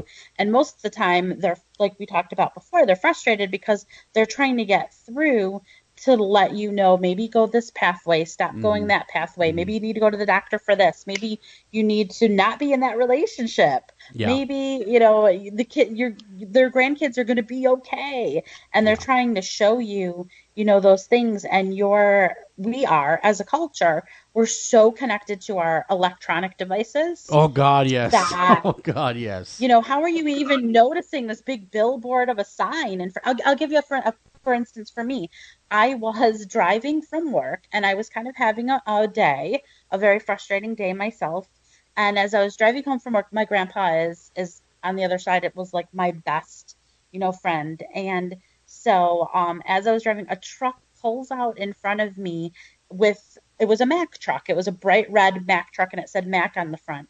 Well, if you can guess what his nickname was, his nickname was Mac, and he drove a truck for a living. And I'm like, okay, Grandpa, I got it. Yeah. I got it. Message received, Grandpa. Thank you. That is, wow. Yeah, I mean, that's the big neon sign right there that, that was your sign. I mean, all the pieces fit. And another question is coming through, and I completely agree. I can sympathize this next one, is after the person has passed, like in my case, my father was very young. You start thinking of your own mortality, and you start worrying that you may not live long enough to see your own children into adulthood. And that's something that bothered me right away, going, he died young. Am I going to follow suit? And, of course, I thought on that, pondered on it, and, of course, prayed on it. Because, like you, I'm a good Lutheran boy, and you're a good Lutheran girl. So, of course, I turned to my faith, and we can't control that anyway. So there's no sense even worrying about it. But then that whole your own mortality kicks in. Now, do people dwell on that? Because I know I did for a little bit, thinking, am I next? They do. My dad, in 1999, my father had a dream where God came to him and said, I'm going to tell you when you die, and you're going to look down at your arm, and that's the year that you're going to die. So he looked down at his arm, and it said 200, and the last digit was smeared. So 10 years, he was sure he was going to die. He wasn't excited about life. He was just, a mess. So when 2010 came up and he was still alive and he still is thankfully with us, he realized that sometimes we just get caught up in the fear and the worry of it. Sure. And we can actually, it's law of attraction. We can bring on, the bad stuff, even when it's not supposed to be our time. We can make it our time if we want it to be our time. It's not always a premonition. Yeah, it's a self-fulfilling prophecy. Is what it becomes. It is. Okay, that makes total sense. The old saying, "You'll worry yourself to death." Sure. It is really rings true right there. So now we talked about signs, and we talked about that. Now, what is the biggest message the people on the other side that want to communicate with us? What is their biggest message to us all to facilitate that communication smoothly and more honestly? So that's kind of like another half-hour conversation. So really, we can love or we can hate, but we can't love and hate at the same time. So the other side often comes through with saying that, if we're so caught up in the ugliness of the politics and the ugliness of the ugliness, and we're so hating, we can't tune into them and we can't love. We can't pick up on the signs because we're not loving. Now, that doesn't mean be naive and accept, the things that you don't like. But it's finding the positive in your world so that they can find you through their positive world. That sounded kind of like an oxymoron thing, but it makes sense. It makes total sense. It was a tautology. Oh, nice. I like that. I was a philosophy major. They are so excited and eager to continue to be part of our life and our world. And although they have, the experiences on the other side that we're not always experiencing, they're always a part of our experiences. But they're so frustrated when the doubt creeps in. I mean, I get it all the time. I found a dime. Do you think that that's my mom? If you think that then that's the dime that mom sent you. You don't need to ask anybody for validation. You need to start believing, in them and believing in yourself, through that. And I'm going to go on a completely different weird topic. Sure. But Joel, yeah. You have like a Henry or a Harold or a Hank on the other side. Oh my God. He is driving me crazy. Oh, that is sending chills up my spine. That was my grandpa's a Harold. Okay, so he has been like chit-chattering in my other ear, like since the very beginning, and he's very old-fashioned to me. He's very traditional to me. Yeah. But he's simple, not simple-minded, but he's just so simple, and he just keeps saying he wants you to simplify your life. Like things are too like in your head. You're just in your head, and he's like spinning things around like you're in your head, and to just sort of play. So I guess maybe we all need that message. Yeah, I guess. Just you mean simple, live more simple. is what the message. Yeah. Oh, okay. Yeah, not like get rid of all your junk, Yeah, but yeah. Well, in between my ears, that I call brain is a pretty bad neighborhood, and so sometimes I overthink things, or I overthink too much, or I worry about this, I worry about that. That makes complete I like sense. him. I like him a lot. He thinks of you as still like 10 years old though. So yeah, he was a no BS kind of guy. He was a farmer and just very down to earth country folk, and that makes total sense. I was very he's just wearing young. jeans and a flannel shirt. So I mean, he's just really honestly not dressed up in heaven. He's just not. Oh, Kristy, So, that really, I mean, I'm not saying this because you're on the He loves show. That you. really shocked the hell out of me. Wow. He really loves you. Yeah. He also keeps showing me that he's got a dog with him on the other side, and it's connected to you. So I am not a pet psychic, and hopefully I can come back on when my Tales book comes out. But he's got I don't know, it's like a light colored dog, almost like a lab, size of a dog that's with him. So I don't know if it's yours or if it's his, but he's got this dog that he does love on the other side with him. Really? Yeah, that makes sense. Yep, that was his dog, actually. He had one, and he loved it, and they loved each other. I mean, that was his companion. And So part of that's this whole simple mode. He's just, it's simplifying things. Yeah, well, and there's some wisdom in those words. We all could simplify. We live in a very complicated time, and it's getting more complicated as we go. But doesn't mean that we have to become more complicated. Right. No, we can still be smart and still have things simple. Yeah. I think we're forgetting that. And that's like the whole technology. Is it really a gift, or is it, sometimes a curse being so attached to so much? Yeah, I think you're right. I think, my dad used to joke and call them electronic leashes, these cell phones. Yeah. Because I had one all the time on me, and it'd ring, and he'd go, oh, there goes the leash, getting pulled. And because he never believed in them. And Well, that whole thing.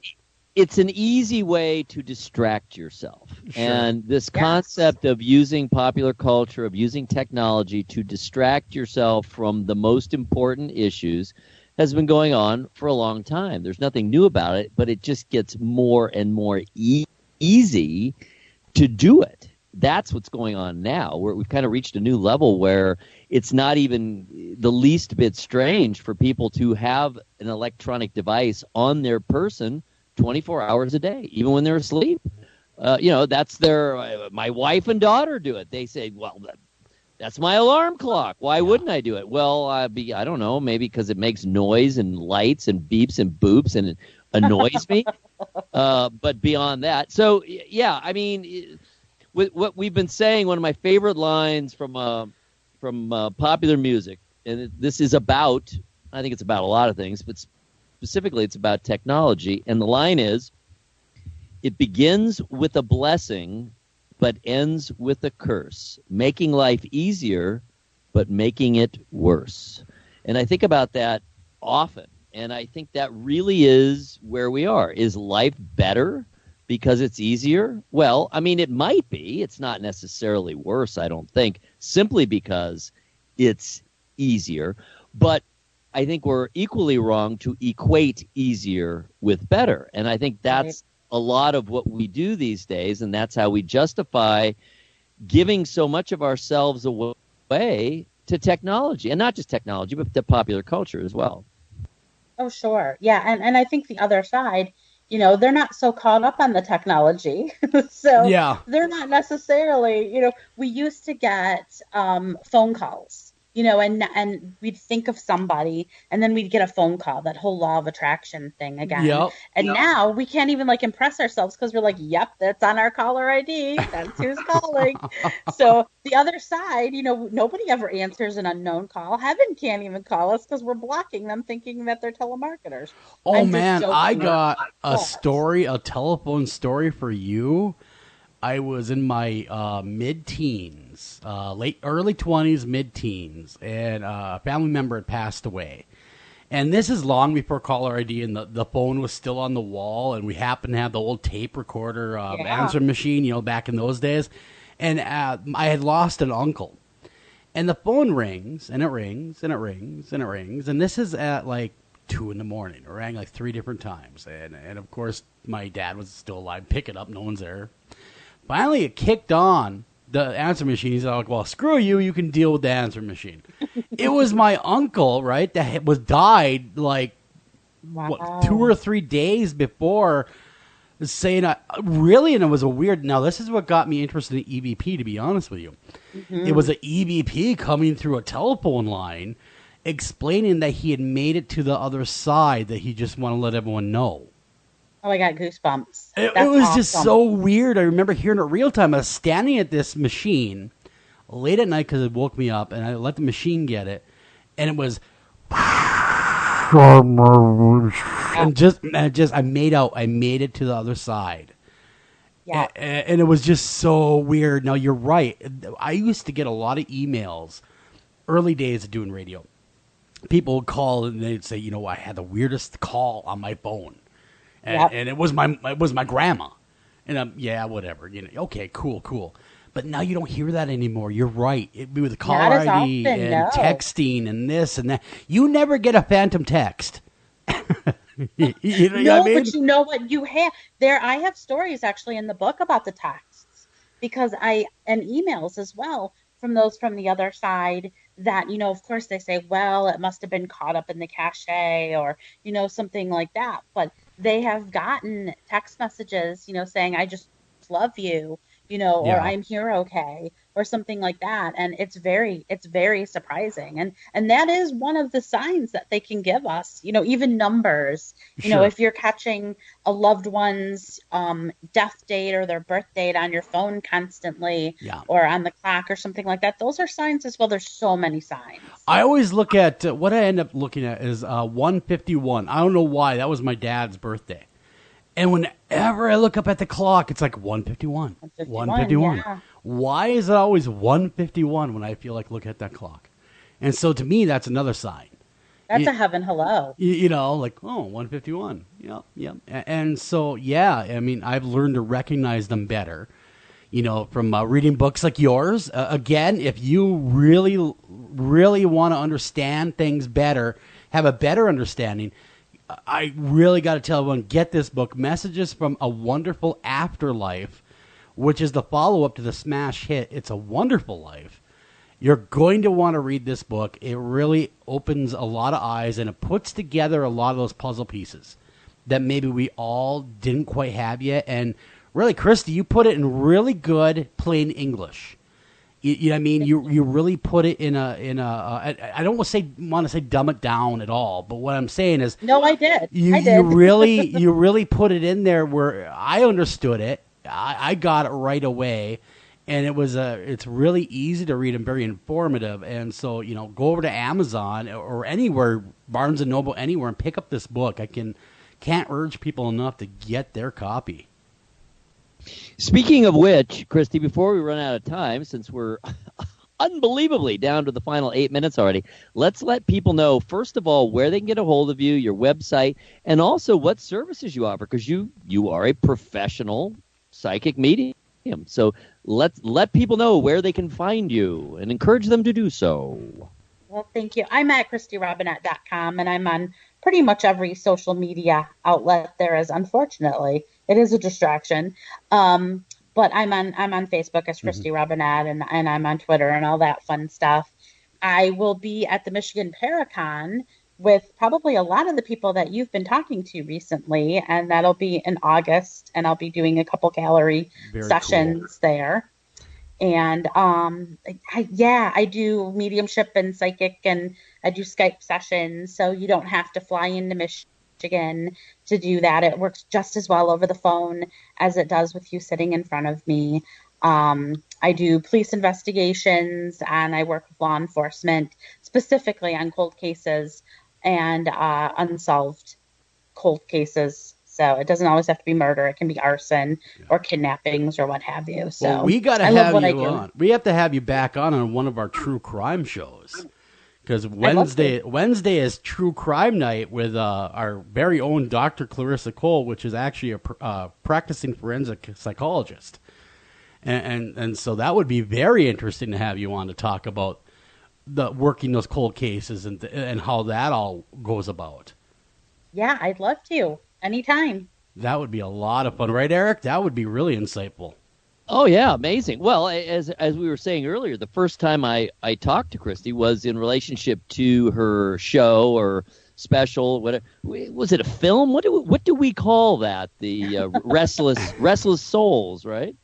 It was a documentary. Documentary. And they ended up wanting to pick it up as a series, and unfortunately, we just couldn't work it out that way. So I was very honored that the one case that I had worked on, that they were very generous with their time and sharing of that. And ID Channel and everyone was amazing to work with. So, but the one thing that a lot of people don't know is these cases that I work on, I sign confidentiality agreements. Sure. So they don't want to be on television. You know, they don't want all this dirty laundry aired on TV, and I honor that.